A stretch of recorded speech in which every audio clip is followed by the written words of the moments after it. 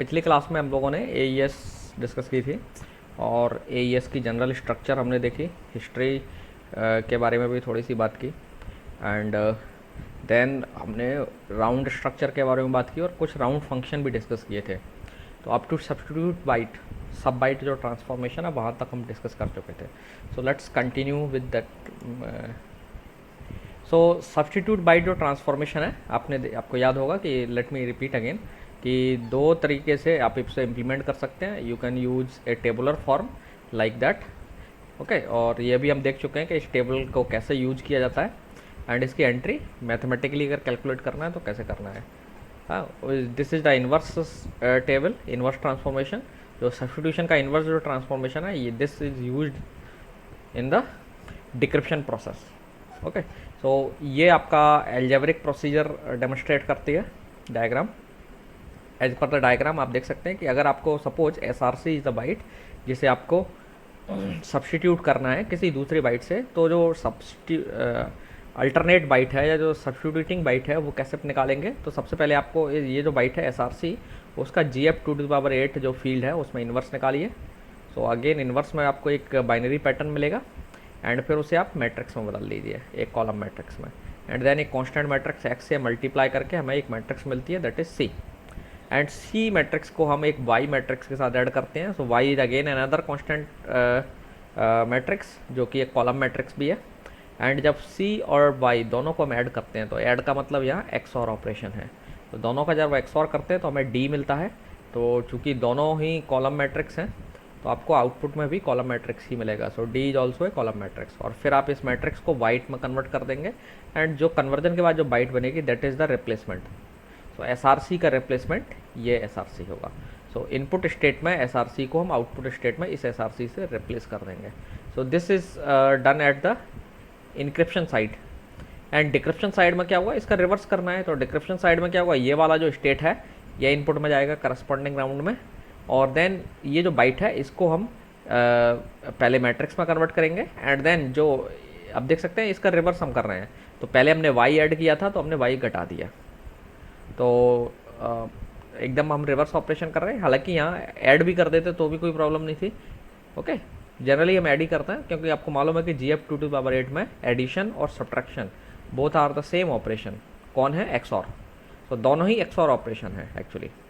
तो यहाँ पर एक्चुअली इन दोनों कॉलम मैट्रिक्स का bit level, bit wise bit जो है ना XOR ऑपरेशन हो जाएगा, ओके। और XOR होने के बाद आपको C मिला। सो इस तरीके से आपने Y के इफेक्ट को कैंसिल आउट कर दिया एंड देन Y के इफेक्ट के कैंसिल करने के बाद आपको X का इम्पैक्ट कैंसिल करना है, ओके। तो X का इम्पैक्ट कैंसिल करें, कैसे करेंगे, X इनवर्स से मल्टीप्लाई कर देंगे हम।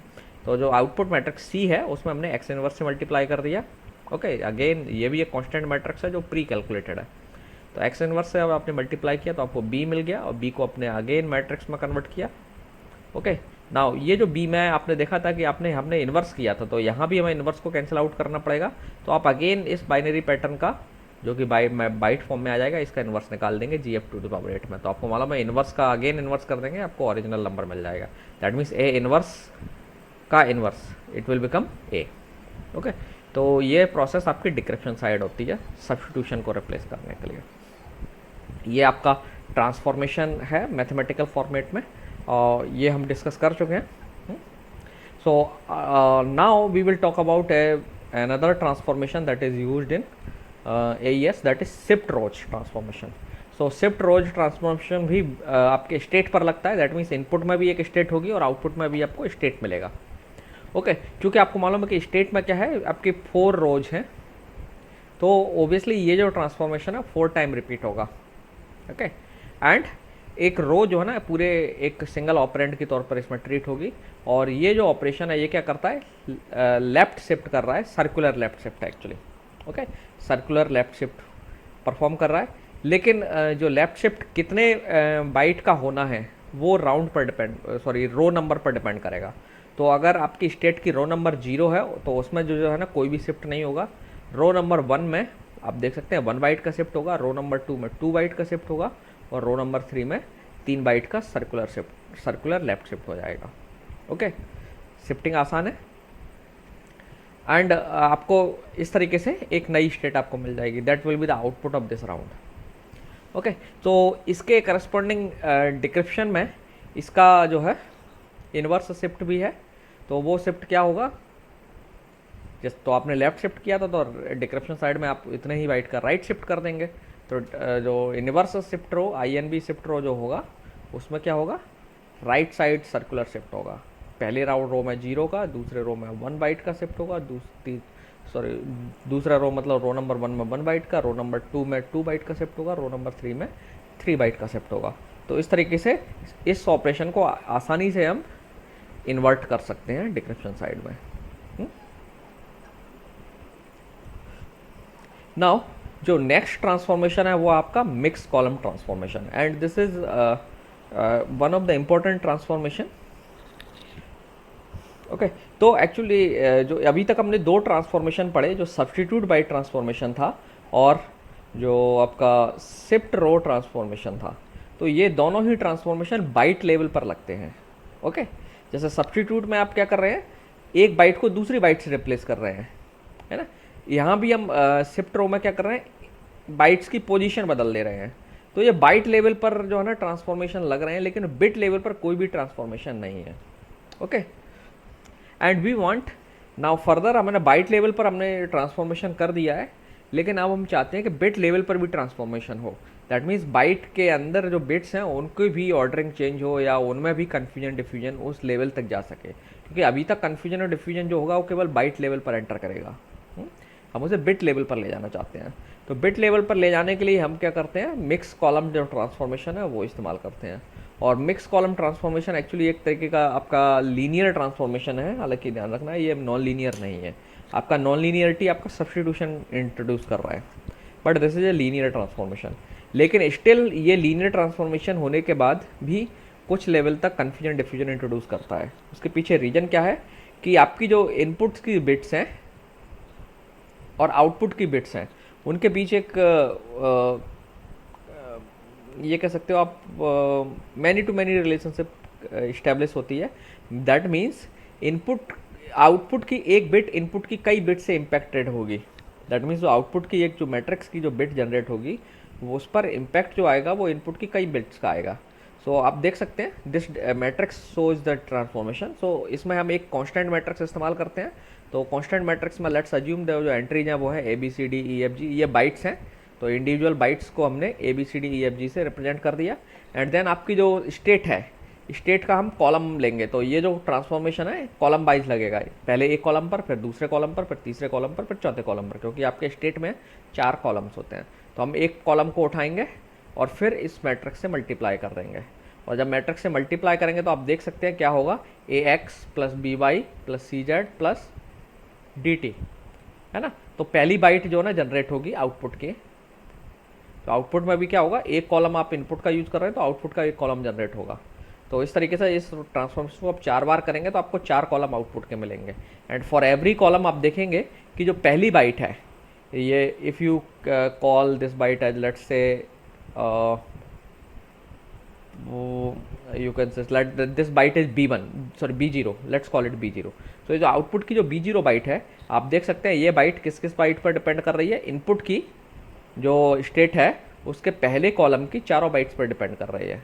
ये जो बाइट आएगी तो it is linear combination of X, Y, Z and T।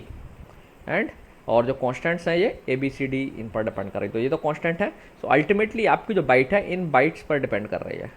Okay, तो इन बाइट्स में मल्टीप्लिकेशन हो रहा है, तो 2 बाइट्स का मल्टीप्लिकेशन हो रहा है बाइट लेवल पे।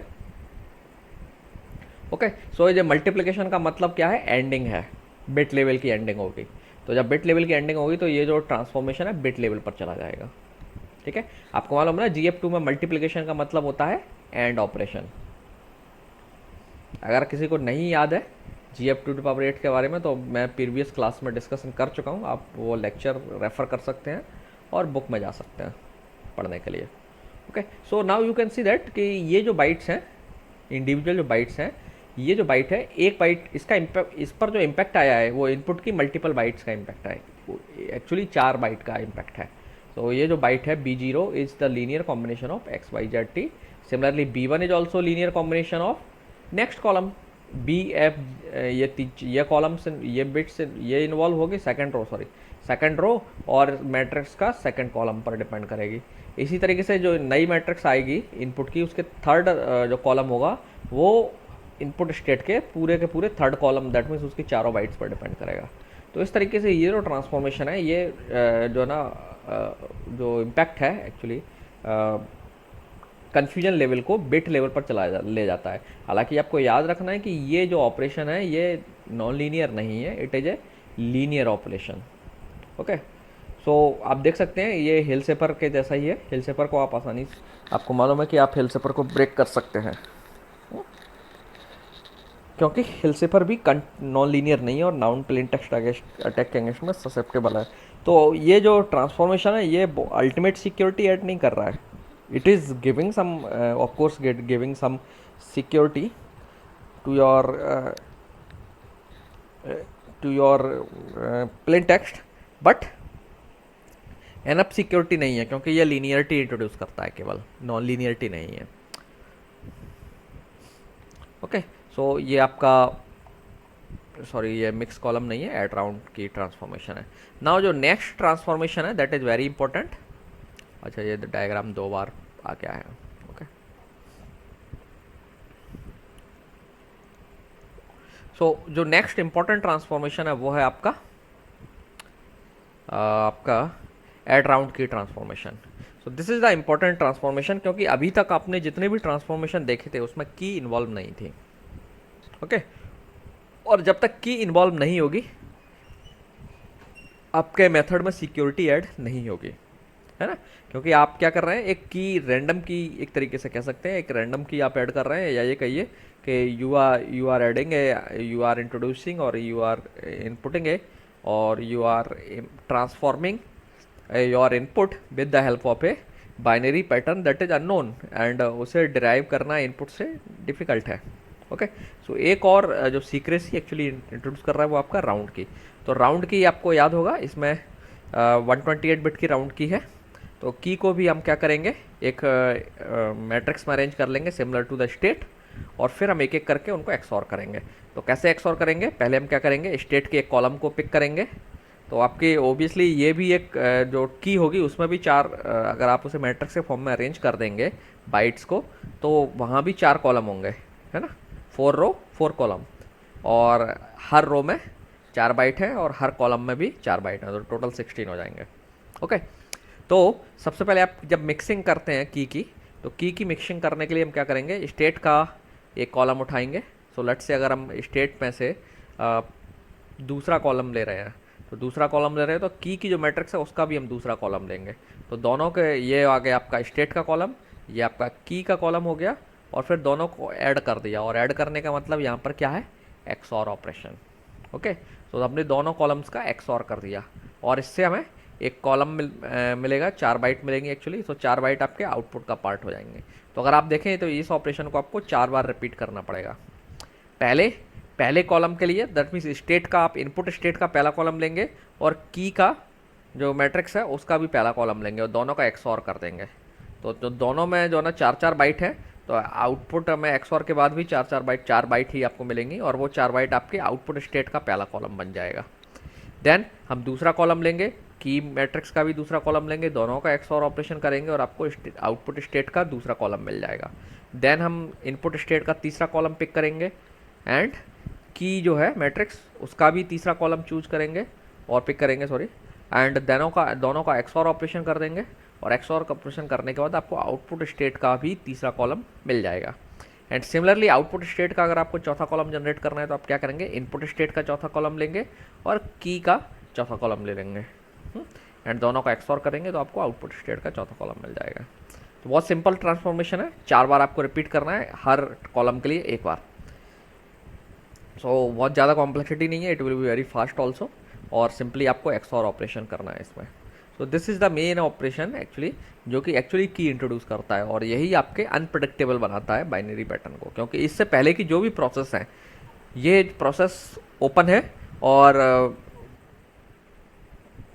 आपका सब्स्टिट्यूशन कुछ हद तक नॉन लीनियर है, and mix column linear transformation है, शिफ्ट रो बहुत ज़्यादा कॉम्प्लेक्स ट्रांसफॉर्मेशन नहीं है।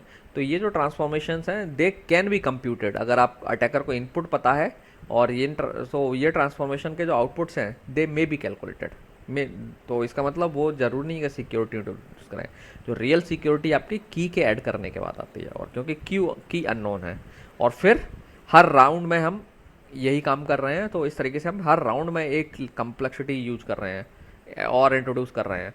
और एक्चुअली ये काम हम हर स्टेप बाय स्टेप करते हैं। दैट मीन्स प्रीवियस राउंड के आउटपुट को लेकर के हम करंट राउंड में इस्तेमाल कर लेते हैं, और फिर करंट राउंड के आउटपुट को हम नेक्स्ट राउंड में इनपुट के तौर पर यूज कर लेते हैं। तो ये जो सिक्योरिटी है वो एडअप होती चली जाती है, और कॉम्प्लेक्सिटी आपके सिफर में बढ़ जाती है। कॉम्प्लेक्सिटी बढ़ जाने का मतलब क्रिप्ट एनालिसिस की कॉम्प्लेक्सिटी बढ़ती चली जाएगी, है ना। So this is how we will do add round key transformation.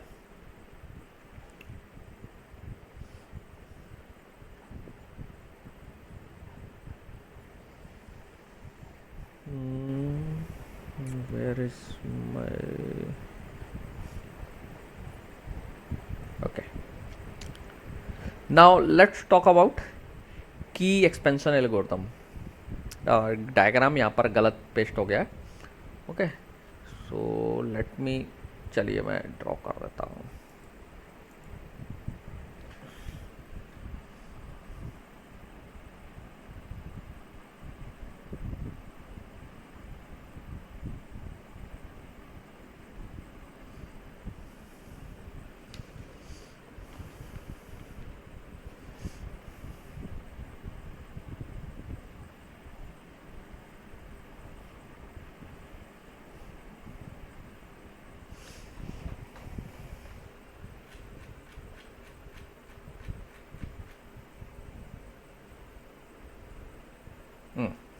तो आपकी जो की एक्सपेंशन एल्गोरिथम है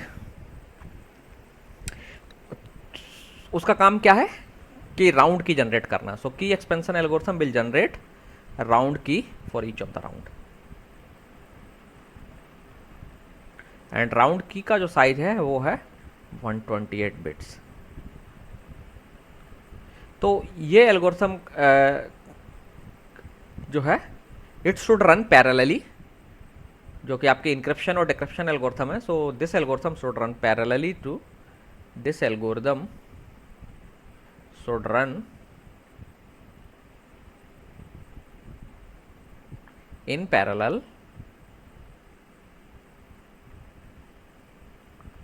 to encryption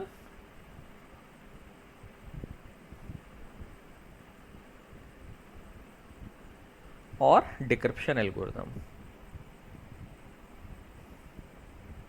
क्योंकि अगर पैरेलल नहीं चलेगी तो राउंड को की कैसे सप्लाई होगी। तो जब आपका इंक्रिप्शन एल्गोरिथम रन एग्जीक्यूट कर रही है उसी टाइम पर पैरेलली ये एल्गोरिथम भी रन होना चाहिए, सो दैट आपको राउंड की जनरेट होना शुरू मिले। ओके, नाउ आपको याद होगा कि जो एईएस एल्गोरिथम है उसमें नंबर ऑफ राउंड्स होते हैं एनआर, अगर तो आपको NR+1 की ज़रूरत पड़ती है टोटल। दैट मीन्स अगर AES 128 आप इस्तेमाल कर रहे हैं तो इसमें जो राउंड की है वो 128 बिट की होगी। सो हर राउंड के लिए आपको 16 बाइट इस की से जनरेट होना चाहिए।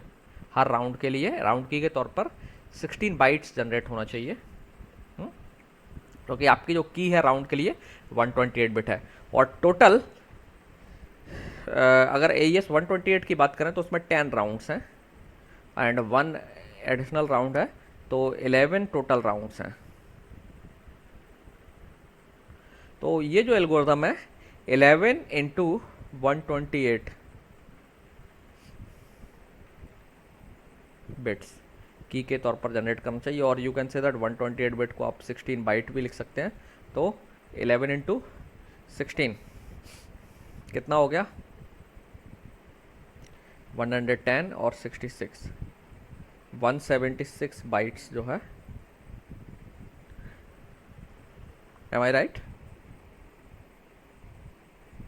हाँ, इतनी बाइट्स जो है ना जनरेट होना चाहिए की के तौर पर, ये एल्गोरिथम को जनरेट करना चाहिए। तो जो राउंड की या कुछ इस तरीके से अगर हम उसे टेबलर फॉर्म में रख अरेंज करें, तो ये बुक का ही अरेंजमेंट है, मैं उसी के अकॉर्डिंग आपसे डिस्कस कर रहा हूँ। तो आपके जो राउंड्स हैं इधर आपका राउंड नंबर एंड कीवर्ड, ठीक है, कीवर्ड्स, ठीक है। मतलब की में जो वर्ड्स हैं उनकी बात कर रहे हैं। आपकी जो की है 128 बिट की है, तो 4 वर्ड होंगे, मतलब 32 बिट के 4 वर्ड हो जाएंगे। आप कह सकते हो let's say W0, W1, W2 and W3, है ना। तो कीवर्ड्स जो वर्ड्स होंगे, तो हम वर्ड्स को यहाँ पर नंबरिंग करेंगे। सो राउंड 0 जिसको आप प्री राउंड बोलते हैं, तो प्री राउंड के लिए आपको वर्ड जनरेट करना पड़ेंगे। प्री राउंड के लिए 4 वर्ड्स, लेट से नंबरिंग हम 0 से शुरू करते हैं। W0, W1, W2 and W3, ये जो आपका प्री राउंड के लिए राउंड की है। देन राउंड 1 के लिए आप की जनरेट करेंगे, तो वो जो वर्ड हैं वो होंगे, अभी हम इनके बारे में बात करेंगे ये कैसे जनरेट होंगे। W4, W5, W6, W7। Round 2 के लिए क्या होगा, W8, W9, W10 and 11 and so on. आखिरी राउंड जो है ना, राउंड NR+1।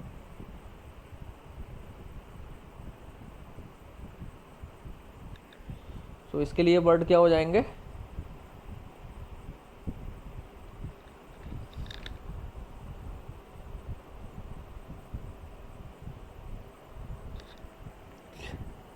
आपके एक मिनट, राउंड नंबर 0, 1, 2 NR रहेगा। हम 0 से नंबरिंग स्टार्ट कर रहे हैं, तो NR+1 नहीं रहेगा, राउंड NR। राउंड NR जब रहेगा तो कौन कौन सी बाइट जनरेट होंगी,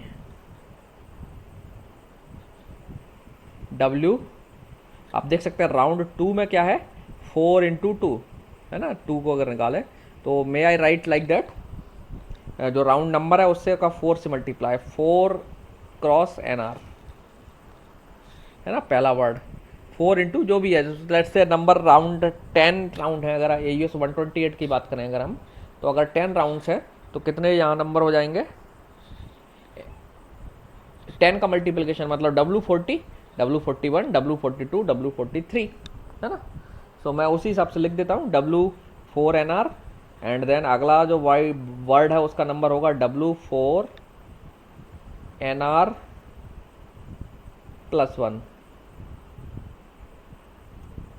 ठीक है, इंटू करके W4×NR+1, एंड देन W4NR+2, और आखिरी W4NR+3। ये इंडेक्सेस होंगे।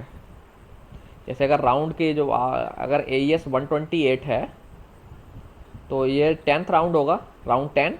तो राउंड 10 के लिए बाइट क्या होगी, 4 से मल्टीप्लाई कर दो, तो W40, W41, W42 and W43, ठीक है। एंड अगर राउंड 12 हो, देन अगर नंबर ऑफ राउंड्स 12 हो, दैट मीन्स AES 192 की हम बात करें, तो आखिरी बाइट वर्ड क्या होगा,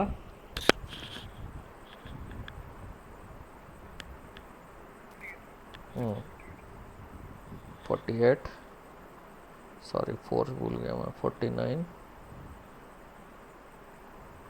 50, 51 एंड सो ऑन, ठीक है। तो इस तरीके से आपकी जो राउंड की जो एल्गोरिथम है वो बाइट्स जनरेट करती है।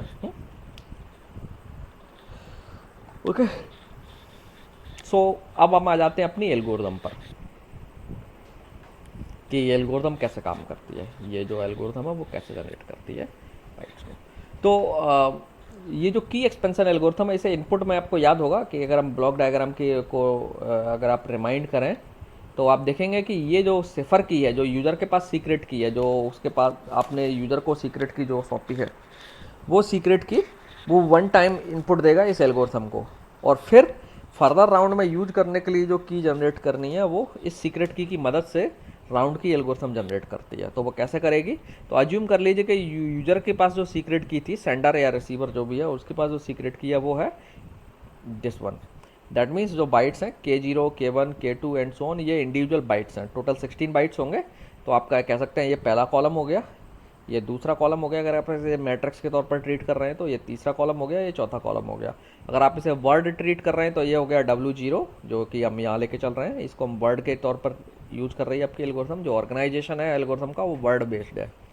ओके, सो K0, K1, K2, K3 ये 4 बाइट्स मिलकर के W0 एक वर्ड हो गए। आपको मालूम है वर्ड कितने बिट का होता है, 32 बिट का, दैट मीन्स 4 बाइट का। तो W0 एक 4 बाइट का वर्ड है, W1 भी 4 बाइट का वर्ड है। ओके, जो कि जिसमें कि K4, K5, K6 and K7 ये बाइट्स आती हैं। दैन W2 में K8, K9, K10 and K11 ये 4 बाइट आएंगी, और W3 में K12, 13, 14 एंड 15 ये 4 बाइट आएंगी। ओके, तो ये जो 4 बाइट्स हैं ये आपकी एल्गोरिथम के लिए इनपुट हो गया। नाउ ये एल्गोरिथम का पूरी प्रोसेस है। नाउ आपकी एल्गोरिथम एक्चुअली जो कंस्ट्रक्ट यूज कर रही है उसमें वो एक टेम्परेरी वर्ड जनरेट करती है, जैसे हम टी से रेफर कर रहे हैं, टी जैसे T4, T8 and so on, T40 ये आपके जो वर्ड है। सो लेट्स सी ये कैसे काम कर रही है एल्गोरिथम। तो पहले एल्गोरिथम ने क्या किया, W0, ठीक है, W0 लिया और उसको T4 से XOR कर दिया। वी विल सी दैट के ये T4, T8 ये कैसे जनरेट हो रहे हैं थोड़ी देर में अभी हम देखेंगे, ठीक है। तो इस एल्गोरिथम ने क्या किया, एक वर्ड जनरेट किया राउंड 1 के लिए, जो ये तो प्री राउंड में की यूज हो गई, W0, W1, W2, W3 ये राउंड 0 में इस्तेमाल हो जाती हैं, लेकिन राउंड 1 के लिए जो वर्ड जनरेट होने वाला है, मैं जो बात कर रहा था इसकी, दिस वन, राउंड 1 के लिए, ये तो आपका की से आ गए सीधे W1, W2, W3, लेकिन ये जो वर्ड जनरेट होने हैं W4, W5, W6, W7 ये जनरेट करने के लिए हम W0, W1, W2, W3 और T4, 1, 2, 3, 4, 5 ये जो 5 इनपुट हमारे पास है इनका इस्तेमाल करेंगे। ओके, सो आपका जो W4 है वो कैसे आ रहा है, W0 और T4 का XOR, सिंपली ये जो सिंबल है ये XOR ऑपरेशन है। तो हम क्या कर रहे हैं, W0 दैट मीन्स ये भी 32 बिट का है, ये भी 32 बिट का एक वर्ड है। तो इन चारों इन वर्ड्स का दैट मीन्स चारों बाइट्स का हमने XOR ऑपरेशन कर दिया बिट लेवल पर, ठीक है, करस्पॉन्डिंग बिट्स का, पहली बिट का जो ना पहली बिट के साथ, दूसरी बिट का दूसरी बिट के साथ XOR, तीसरी बिट का तीसरी बिट के साथ XOR, और आखिरी जो बिट होगी बाइट 32 बिट के कॉम्बिनेशन में उसका आखिरी बिट के साथ, ओके, करस्पॉन्डेंस के साथ हम XOR कर देते हैं और आपको W4 मिल गया। ओके, जब आपको W4 मिल गया तो W4 को हम W5 कंप्यूट करने में यूज करेंगे। तो वो कैसे कर रहे हैं, W1 लिया हमने और W4 ले लिया, इन दोनों का XOR कर दिया, W1 और W4, सो आपका आ गया W5। एंड W5 और W2 का इस्तेमाल करेंगे हम W6 जनरेट करने में, तो इन दोनों का XOR कर देंगे तो हमें W6 मिल जाएगा। और W7 का को जनरेट करने के लिए हम क्या करेंगे, W3 और W6, दैट मीन्स ऊपर के कॉलम से और साइड से ये जो वैल्यूज आ रही हैं, इसके लिए जो वैल्यूज आई W6 की इमीडिएटली ऊपर और एक नज़दीक से, जो दो बर्ड्स हैं उनसे आ रही है। सो W7 जनरेट हो रहा है W6 से और W3 से, and so on. And then हम एक अगला वर्ड जनरेट करेंगे T8, और T8 को हम यूज करेंगे W8 जनरेट करने में। तो W8 जनरेट करने के लिए हम एक तो ऊपर वाली बाइट लेते हैं और एक साइड से, दैट मीन्स T8 और W4 का XOR करेंगे, W8 मिल जाएगा। और W9 के लिए W5 एंड W8 XOR दोनों का, W10, W6 और W9 का XOR कर देंगे, W11, W10 और W7 का, एंड सो ऑन। ये प्रोसेस कंटिन्यू करेंगे हम, और आखिर में T40 जो जनरेट होगा, ठीक है। सो T40 हम इसको इंडेक्स दे रहे हैं, तो T40 जनरेट करने के लिए हम क्या करेंगे, T40 और W39, ओके, यहाँ पर जो सॉरी यहाँ पर जो बाइट होगी वो कौन सी होगी, सेम नंबर होगा W40, ओके, T40। और यहाँ पर ये जो वर्ड होगा इससे इमीडिएटली वाला 8 था, ये 4 होगा, सो 40 नहीं 36 होगा, ठीक है, T40 और ठीक है, हाँ 36 होगा। तो W40 जनरेट करने के लिए हमने W36 और T40 दोनों का यूज करेंगे, तो W40 आ जाएगा। और W41 जनरेट करने के लिए हम क्या करेंगे, W37, इससे जस्ट इमीडिएट बाद ऊपर 37 और W40 को यूज करेंगे। 42 जनरेट करने के लिए W38 और W41 यूज करेंगे। तो 43 के लिए W39 और W42 ये इस्तेमाल होंगे, इनका XOR होगा। तो दिस इज़ द ऑर्गेनाइजेशन जिस तरीके से आपकी एल्गोरिथम की जनरेट करती है। ओके, नाउ ये जो बाइट्स हैं T4, T8 and so on, her round के लिए, पहले राउंड के लिए जो जनरेट हो रही है वो T4 है। इनिशियल प्री राउंड में टेम्परेरी वर्ड कोई भी जनरेट नहीं हो रहा है, इसे टेम्परेरी वर्ड बोलते हैं। सो जो TI है T4, 4 के मल्टीपल में इसका इंडेक्स रखते हैं हम। तो इसे जनरेट करने के लिए हमारे पास ये स्ट्रक्चर है। तो इस स्ट्रक्चर में क्या है कि हम क्या कर रहे हैं, T40 अगर जनरेट करना है तो WI-1, ठीक है, WI-1 लेना है। TI अगर है तो TI जैसे 40 है तो 40 को जनरेट करने के लिए WI-1 39 इस्तेमाल करेंगे। तो WI-1 और उस पर हम रोटेट वर्ड एक ट्रांसफॉर्मेशन है जो कि शिफ्ट रो जैसा ही ट्रांसफॉर्मेशन है। वी विल सी दैट इसकी डिटेल क्या है। एंड सो जो ये जो बाइट है WI-1, पहले उसमें रोटेशन लगाएंगे, कुछ वर्ड शिफ्टिंग लगाएंगे, देन शिफ्टिंग के बाद जो बाइनरी पैटर्न बचेगा हमारे पास, उस पैटर्न में हम सब्स्टिट्यूशन लगा देंगे। सो सब्स्टिट्यूशन में हम क्या करेंगे, वही जो टेबल्स है हमारी, वही टेबल्स इस्तेमाल कर रहे हैं। सो कुल मिला के हम यहाँ क्या कर रहे हैं, इससे हम वो टेबल की मदद से नॉन लीनियरिटी इंट्रोड्यूस कर रहे हैं अगेन। ओके, एंड देन जो सब्स्टिट्यूशन के बाद जो आपका वर्ड आएगा उसको हम राउंड कांस्टेंट से XOR कर दे रहे हैं। ओके, ये राउंड कांस्टेंट फिक्स है, वी विल सी दैट इनकी टेबल्स क्या है। तो ये जो आउटपुट आएगा, सो हमने इस तरीके से यहाँ भी हमने एक तरीके से नॉन लीनियरिटी इंट्रोड्यूस कर दी। और ये जो की पैटर्न है ये यूज़र प्रेडिक्ट नहीं कर पाएगा क्योंकि ये की हिडन है, उससे जनरेट किया गया है। और जो आपका जो मेजर ऑपरेशन है वो XOR है, और आपको मालूम है XOR ऑपरेशन नॉन लीनियर होता है। तो आपकी होल प्रोसेस में काफ़ी सारी नॉन लीनियरिटी आ जाएगी। ओके, तो सब्स्टिट्यूट वर्ड में आपने राउंड कांस्टेंट से XOR कर दिया और आपको TI मिल जाएगा। ठीक है, और यहाँ पे I क्या है, 4 का मल्टीपल है। तो दिस इज द राउंड की जनरेशन। नाउ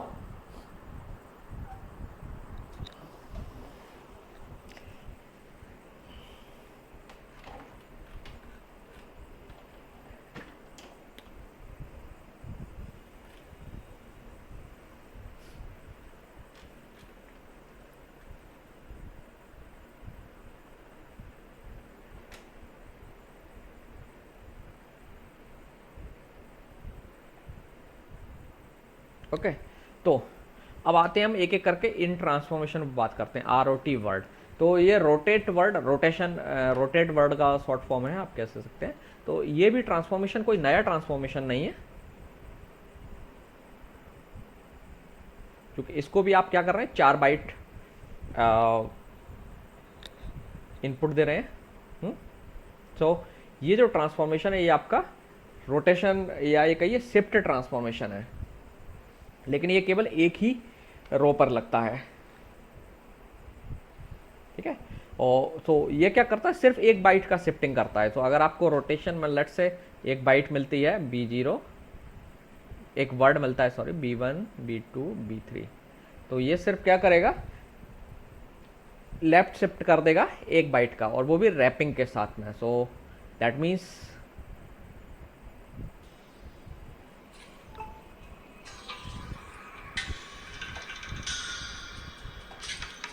होता है। Okay, now these are the round constants, जो कि मैंने आपको बताया था कि हर राउंड में इस्तेमाल होते हैं। तो जैसे 10 राउंड्स हैं तो 10 राउंड्स के लिए ये कांस्टेंट्स हैं, round 1, round 2, round 3, round 4, round 5 and so on. तो टोटल 10 कांस्टेंट्स हैं जो कि हर राउंड के लिए यूज होते हैं। ओके, और इसमें भी 4 बाइट हर कांस्टेंट में है,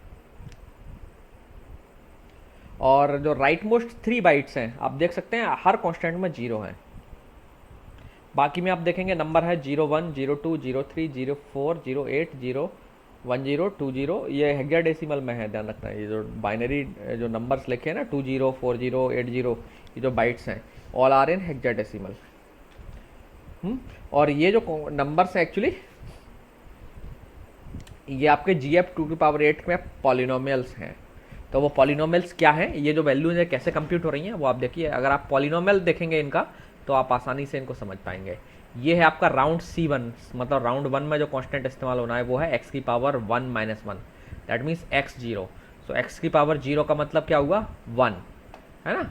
मॉड लेंगे तो आपका, क्योंकि आपका AES ध्यान रखना इस पॉलिनोमियल पर डिफाइन है, x की पावर 8, x की power 4, x cube plus x plus 1। तो अगर आप ये पॉलिनोमियल AES के लिए बदल लेंगे, अगर पॉलिनोमियल बदल देंगे आप, ये इरेड्यूसिबल पॉलिनोमियल है ध्यान रखना, तो ये कॉन्स्टेंट्स भी में कुछ वेरिएशन आ जाएगा, डिफरेंस आ जाएगा। ये कॉन्स्टेंट्स कंप्यूट करने का तरीका बहुत आसान है। देखिए राउंड 1 का कॉन्स्टेंट क्या है, x1, x की पावर 1 माइनस 1। राउंड कॉन्स्टेंट 2 है x की पावर 2 माइनस 1। राउंड 3 के लिए x की पावर 3 माइनस 1। ओके, नाउ आपको समझ में आ रहा है, बहुत सिंपल है। पहले देखने में यहाँ देख के लग रहा था पता नहीं ये कॉन्स्टेंट्स क्या हैं, कहाँ से आ गए या ऑल दैट, लेकिन जब इनको आप देखते हैं तो आप समझ पाएंगे। और इनको आपको एक एक जो बाइट है ना शुरू, ये जो दो वैल्यूज हैं ये आ रही हैं, ध्यान रखना ये तो फिक्स हैं, ये सब जीरो रहना है, 1 2 3। तो ये 1 बाइट 2 बाइट 3 बाइट, तो जो ये जो राइट मोस्ट 3 बाइट्स हैं आप कह सकते हैं, राइट मोस्ट 3 बाइट्स तो सारे कॉन्स्टेंट्स में जीरो हैं, लेकिन जो एक बाइट है वो कैसे आ रही है, वो ये ऐसे आ रही है ना। राउंड कॉन्स्टेंट 4 के लिए x की पावर 4 माइनस 1, और आपको मालूम है x की पावर 4 माइनस 1 मतलब x3, x क्यूब, और x क्यूब की जब आप बाइनरी बनाएंगे इस under this GF to the power 8, तो that will be that binary, ठीक है। तो ये जो बाइनरी जो नंबर्स आ रहे हैं वो यहाँ, ये जो है ना नंबर्स इन पॉलिनोमियल्स से आ रहे हैं एक्चुअली, और इस तरीके से हम इन्हें कंप्यूट करते हैं। तो these are the round constants. Okay, any question? No? Okay. So now this is the original design of the this is the whole algorithm of AES. Let me reduce the size of the page so that whole diagram will be visible. 150, sorry 175 is okay. Now you can see that this is the side for encryption. So ये आपका जो user जब sender है, वो sender जब वो encryption करेगा तो कुछ इस तरीके से सीक्वेंस ऑफ राउंड्स होंगे। सो जैसे सबसे पहले वो क्या करेगा, जो W0 से W3 जो की है वो सीधा सीधा आपके वर्ड के तौर पर इस्तेमाल होगा। सॉरी, पहला जो की का वर्ड्स का ग्रुप है या की वर्ड है, या ये कहिए पहली जो की है वो W0 W2 W3, that means original जो की है आपकी वो इस्तेमाल हो रही है आपके ऐड राउंड की में। ओके, तो ऐड राउंड की में सबसे पहले हमने सीधे क्या कर दिया, जो यूजर की जो एक्चुअल सीक्रेट की है उसे प्लेन टेक्स्ट के साथ मिक्स कर दिया। और ये जो प्लेन टेक्स्ट है ये भी अगेन क्या है, 128 बिट का जो है ग्रुप होगा, क्योंकि आपका AES क्या है, ब्लॉक सिफर है, तो और AES में ब्लॉक साइज 128 बिट है।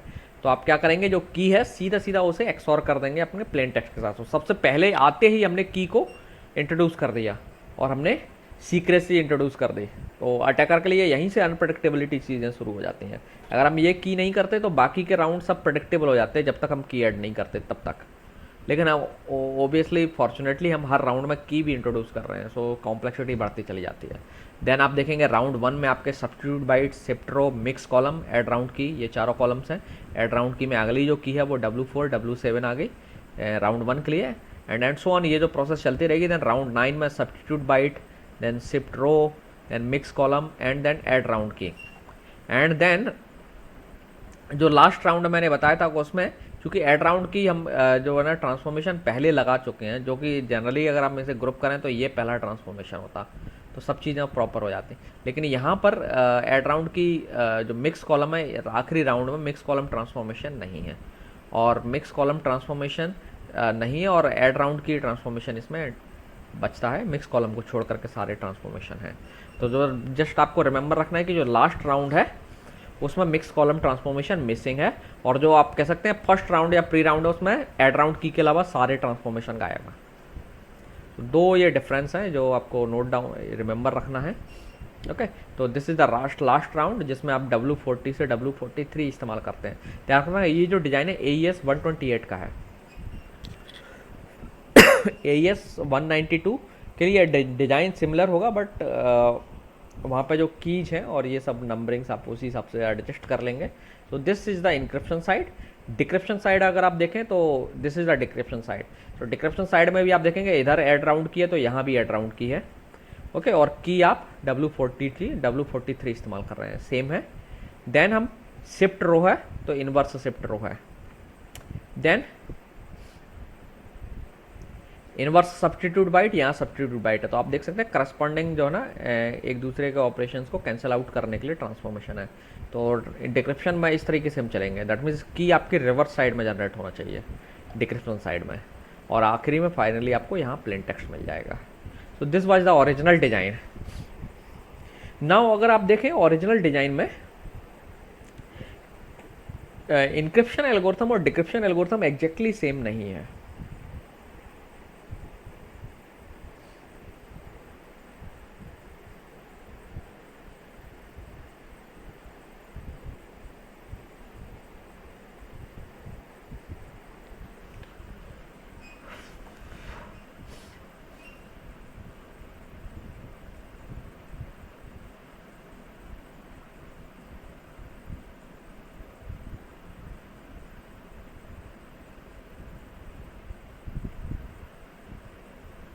ओके, सो क्यों नहीं है सेम? आप देखेंगे राउंड 1 और राउंड 1 यहाँ दोनों का देखिए। आपको अगर सेम एल्गोरिथम इस्तेमाल करना है इनक्रिप्शन और डिक्रिप्शन के लिए तो दोनों के राउंड 1 सेम होना चाहिए। वहाँ पे राउंड 1 में देखिए पहला ट्रांसफॉर्मेशन सब्स्टिट्यूट बाइट है, देन शिफ्ट रो है, मिक्स कॉलम है, ऐड राउंड की है। यहाँ पहला ट्रांसफॉर्मेशन क्या है? इनवर्स शिफ्ट रो है, देन सब्स्टिट्यूट बाइट है, and then add round key है, देन इनवर्स मिक्स कॉलम है। तो हम क्या चाहते हैं कि अगर AES को दोनों साइड सेम एल्गोरिथम इस्तेमाल करना चाहते हैं अगर, तो होना क्या चाहिए था? सब्स्टिट्यूट बाइट जो राउंड है इसी ऑर्डर में होना चाहिए था। सब्स्टिट्यूट बाइट पहले होता, यहाँ जैसे सब्स्टिट्यूट बाइट है, फिर होता यहाँ शिफ्ट रो, इट्स ऑन, ठीक है ना। तो यहाँ पे पहले शिफ्ट रो है, सब्स्टिट्यूट बाइट बाद में है, एंड देन मिक्स कॉलम है, और यहाँ मिक्स कॉलम बाद में है, यहाँ तीसरे नंबर पर था। तो दैट मीन्स ये जो एल्गोरिथम है ये एग्जैक्टली सेम नहीं है डिक्रिप्शन के लिए। ओके, सो जो AES का जो ओरिजिनल डिजाइन था उसमें इंक्रिप्शन और डिक्रिप्शन एल्गोरिथम सिमिलर थी। I am using the word similar, they look similar but they are not exactly similar. That means हम सेम एल्गोरिथम को डिक्रिप्शन में इस्तेमाल नहीं कर सकते, है ना। तो बाद में AES के डिज़ाइन में जब ड्राफ्ट के तौर जो विनर बन गई कंपटीशन में, स्टैंडर्ड के तौर पर सेलेक्ट हो गई, तब इसके डिज़ाइन में कुछ मॉडिफिकेशन किए गए, and then people came up with that experts came up with a different alternative design जिसमें ये दोनों राउंड सेम हो जाते हैं। देखें, जैसे आप देखिए ये जो अल्टरनेट डिज़ाइन है जो कि इसमें डेवलप किया गया था, तो पहले यहाँ से देखना शुरू करें। राउंड 1 में पहला ट्रांसफॉर्मेशन सब्स्टिट्यूट बाइट, यहाँ इनवर्स सब्स्टिट्यूट बाइट। तो इनवर्स सब्स्टिट्यूट बाइट और सब्स्टिट्यूट बाइट एक दूसरे एक्चुअली सेम ट्रांसफॉर्मेशन है, बस हम क्या कर रहे हैं, टेबल बदल ले रहे हैं। टेबल लुकअप के लिए जो टेबल बदल जा रही है ना। तो टेबल कौन सी देख रहे लुकअप कर रहे हैं उससे कोई फर्क नहीं पड़ने वाला है, आपका एल्गोरिथम सेम है। देन यहाँ शिफ्ट रो, यहाँ भी shift row, mix column, then add round key, है ना। तो अब इस तरीके से जब राउंड्स एक तरीके से प्रॉपरली अरेंज हो जाएंगे, एक हम इनकी एक्सचेंज करने के बाद, तो एक्सचेंज करने के बाद ये जो डिज़ाइन है इसमें आप देखेंगे कि इंक्रिप्शन और डिक्रिप्शन एल्गोरिथम सेम है। दैट मीन्स हम सेम एल्गोरिथम को इंक्रिप्शन और डिक्रिप्शन पर्पज में इस्तेमाल कर सकते हैं। तो इसका एडवांटेज क्या होता है, आपको दो एल्गोरिथम्स नहीं रखने, इंप्लीमेंट करनी है। You will have only one algorithm and then you can use the same algorithm for encryption and same algorithm for decryption. तो इसके लिए क्या ये कब पॉसिबल हो सकता है? तो आप देखिए यहाँ पर क्या था, सब्स्टिट्यूट बाइट ये दूसरे नंबर पर था पहले, तो हम इनका ऑर्डर बदल देते हैं। सिमिलरली इनवर्स मिक्स कॉलम बाद में था, ऐड राउंड की पहले था, तो इनका भी हमने ऑर्डर बदला है। तो वी विल सी दैट कि इनका ऑर्डर हमने बदला है, तो क्या हम एक्चुअली बदल पाएंगे या क्या, किस वजह से बदल पाए, कैसे बदला ये order, how it became possible कि हम इनके ऑर्डर को बदल दें। क्योंकि आपको मालूम है कि अगर आपको लग सकता है कि ट्रांसफॉर्मेशन का हम ऑर्डर बदलेंगे तो ओबियसली आउटपुट बदलेगा, लेकिन क्या ऐसा पॉसिबल है कि हम ऑर्डर बदल दें, या किस तरीके से बदलें कि आउटपुट ना बदले। आउटपुट ना बदले का मतलब ये है, मतलब दोनों में डिफरेंस ना हो। जब हम राउंड 1 को जो इनपुट दे रहे हैं वो आउटपुट यहाँ भी आए, सिमिलरली जो यहाँ इनपुट दे रहे हैं वही आउटपुट यहाँ आना चाहिए। ओके, सो यहाँ पर जो इनपुट है वो यहाँ जनरेट होना चाहिए, ये हम चाहते हैं, ठीक है। तो बिना कॉलम का मतलब राउंड का जो फंक्शन बदले हुए, आउटपुट और इनपुट के रिलेशनशिप में चेंज किए हुए, क्या हम इन ऑपरेशंस का ऑर्डर बदल सकते हैं क्या? So answer is yes. तो इन इन दोनों का ऑपरेशन तो इनका ऑर्डर तो हम आसानी से बदल सकते हैं, इसके ऑर्डर में हमें थोड़ा सा ट्रिक यूज करना पड़ती है। सो नेक्स्ट क्लास में in next class we will see that how it is done. Okay, तो आज हम यहीं क्लोज करते हैं। Okay, we will see in the next class कि ये जो discussion we will discuss these concept कि ये कैसे पॉसिबल हुआ कि हमने राउंड्स के जो ऑर्डर्स को बदल दिया, लेकिन without affecting the output of the algorithm, और इससे हमारी एल्गोरिथम दोनों सेम हो गई। So we will see that in next class.